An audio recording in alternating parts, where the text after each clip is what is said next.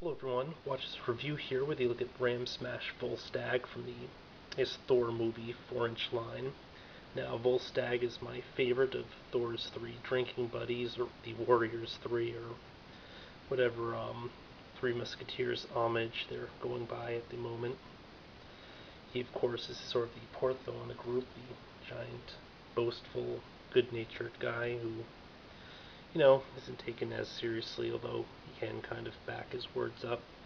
Now, I'm not sure who played this guy in the movie because I still haven't actually seen the movie, but at a glance, he does seem to remind me quite a bit of the John Rhys Davies Gimli from the Lord of the Rings films.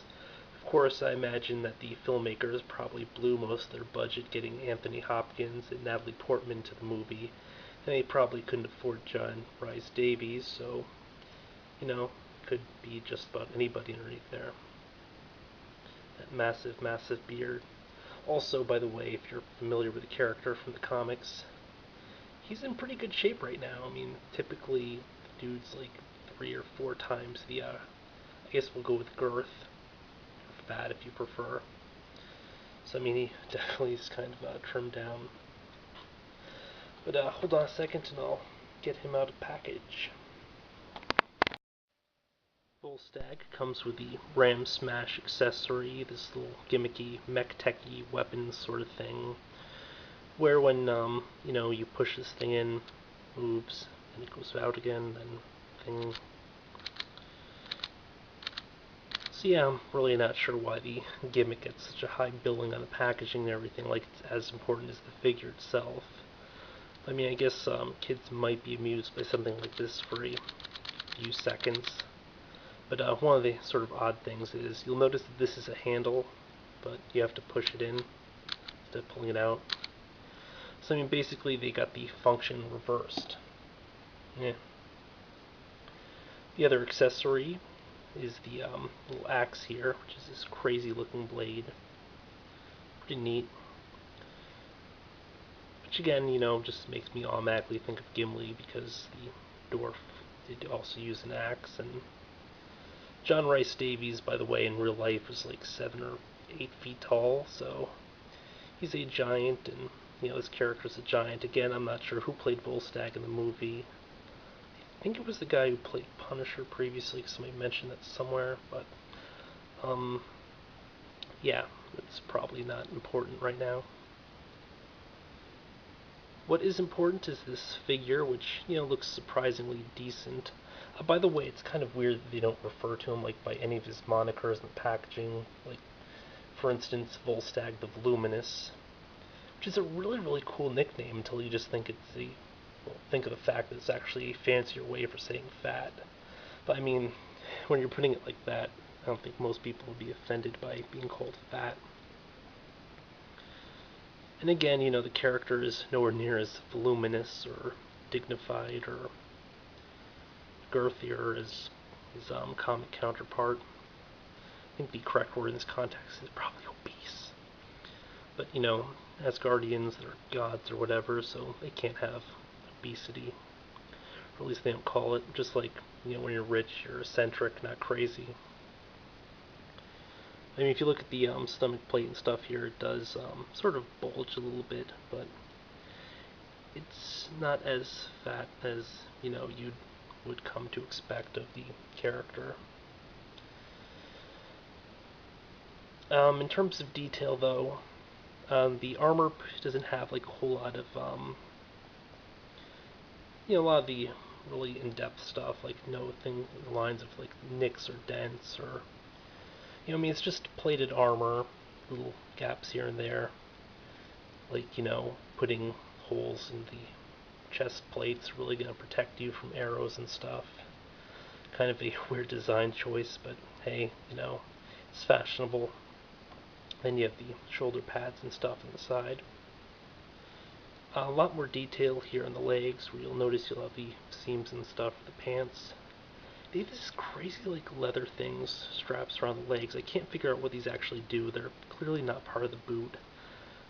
They don't quite look like greaves, but possibly they are just some leg armor like greaves. Not 100% sure though. I mean, all around this is a pretty nice looking figure, and I think that they did possibly one of the better jobs in the line on the Warriors 3. Hogan as well looked rather exceptional. I probably will pick him up sometime in the near future. The head sculpt in this is probably the best in the line that I've seen so far. It might just be the fact that because he's got like this beard and stuff and a lot of facial hair that, it does give him more of a distinct look, and he doesn't look kind of as silly as some of the other characters. Because the facial expression is obscured by this massive, massive amount of hair, which is good. You'll notice that there's a decent amount of coloring here, like some shading and stuff. It looks like they actually have multiple shades of color in addition to the actual shadowing, which would sort of be a first for this line. I don't really recall them doing that previously, but could be mistaken. Height-wise, let me just bring in Classic Armor Iron Man.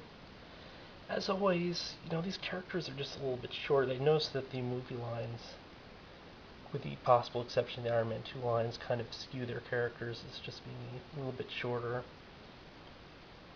Obviously, this is sort of unsuitable because a character like Volstagg, being an Asgardian, should at least be, a few inches taller than a guy in armor, because, Asgardians are sort of larger than life, being gods and all, or at least what passes for gods in the Marvel Universe.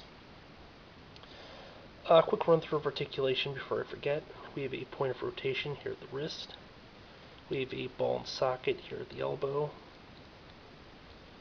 which I kind of like for these lines. The shoulder is heavily impeded, but we do have a ball joint, kind of doesn't have a huge range of motion. I'm not sure if it's because of the shoulder pad, if it's because of these things. I don't even know what these things are.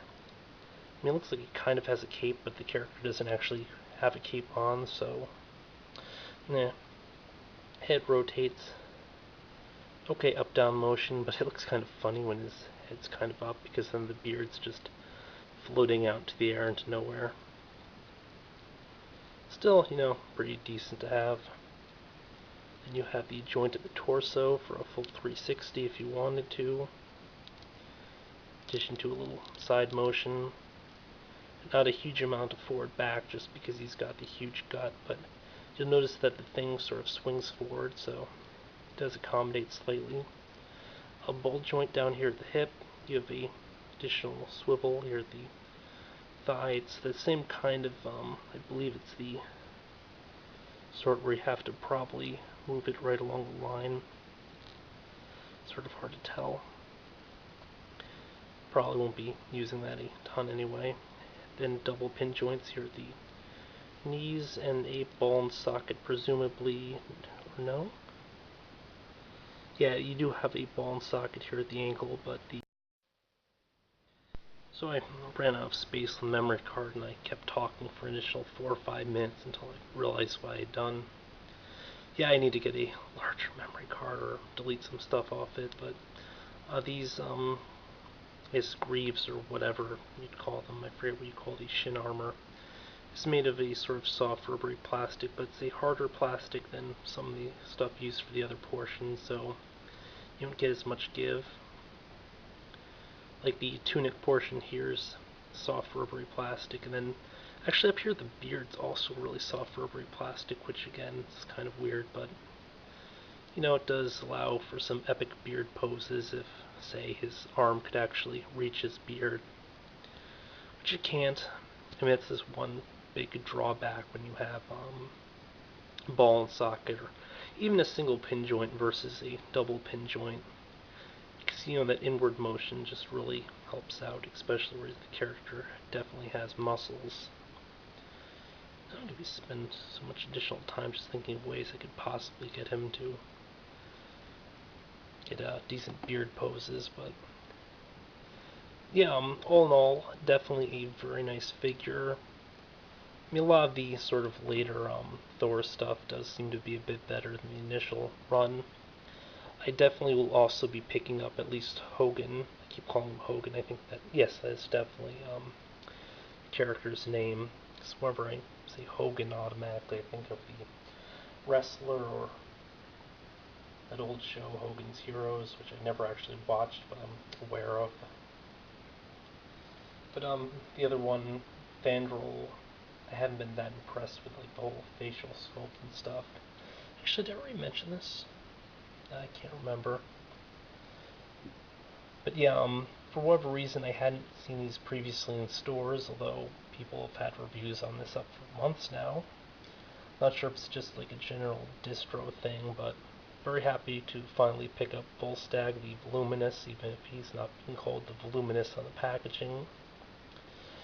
But yeah, this has been a look at the Thor movie line 4-inch Ram Smash Volstagg, who, is the Voluminous, but not listed as such because the Ram Smashing accessory obviously is much more important. I can't imagine kids really getting a kick out of it. I mean, look at that. I think even if I was a kid, I'd probably be bored as hell of this thing. It just doesn't do anything. It's like, how's it even supposed to damage anything? Nah, I don't know. I'm sure they have some genius marketing people who decide that this is something that'll somehow appeal to kids. Yeah. But yeah, until next time, folks.